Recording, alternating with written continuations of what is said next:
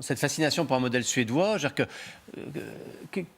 député ou qu'un ministre ait dû démissionner pour un Toblerone acheté, c'est pas grotesque, c'est honteux. C'est honteux, je ne sais pas. Bon, c'est le modèle de la ensuite, voilà, il y a des points. C'est le modèle de l'éthique et de la morale. Moi, je considère qu'un politique, il doit avoir une forme d'éthique et de morale de l'utilisation des fonds publics. C'est un modèle, évidemment, c'est un exemple qui est caricatural. C'est bien qu'on puisse offrir C'est du homard un à des gens quand on est exemple ministre. qui, certes, est caricatural, mais c'est un modèle qui démontre quand on est capable de considérer que finalement, c'est pas si grave que ça d'utiliser l'argent public à des fins personnelles. Moi, je trouve que c'est extrêmement grave et ça commence à l'achat d'un Toblerone.